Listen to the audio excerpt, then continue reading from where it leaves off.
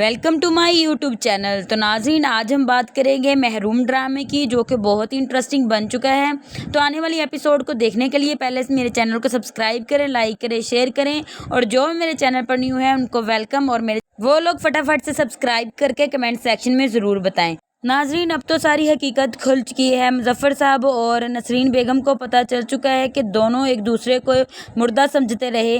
مظفر صاحب سمجھتے تھے کہ نسرین میری محبت میں قتل ہو گئی، اور نسرین یہ سمجھتی رہی کہ مظفر صاحب کو میرے بابا نے قتل کروا دیا تھا۔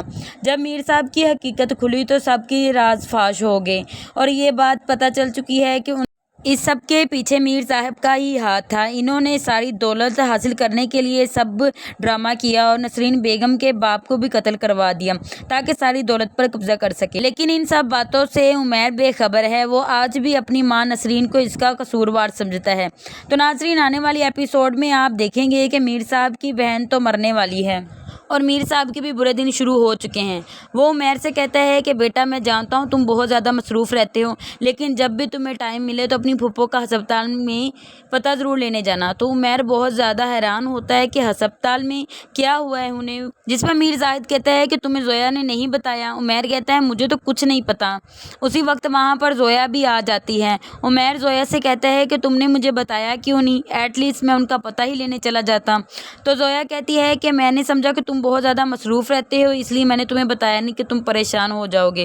لیکن زویا اپنے ماموں اور ماں کی طرح بہت زیادہ لالچی ہے، اسے بس دولت چاہیے، اور جو وہ حاصل کرنے میں کوئی بھی کمی نہیں چھوڑ رہی۔ تو ناظرین، آنے والی ایپیسوڈ میں آپ یہ بھی انٹرسٹنگ سین دیکھیں گے کہ میر صاحب ظفر صاحب کو اپنے آفس میں بلواتا ہے اور کہتا ہے کہ ہمارا موڈ ہو گیا ہے تمہاری کمپنی کو خریدنے کا۔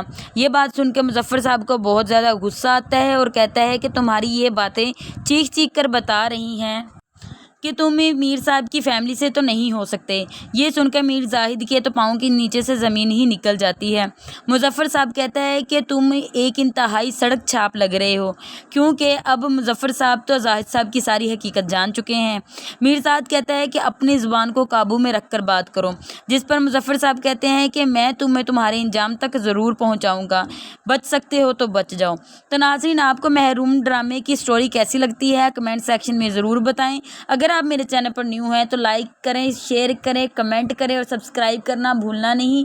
ساتھ میں دیے گئے بیل آئیکن پر دبائیں تاکہ آنے والی ہر ویڈیو کا نوٹیفیکیشن آپ کو سب سے پہلے مل سکے۔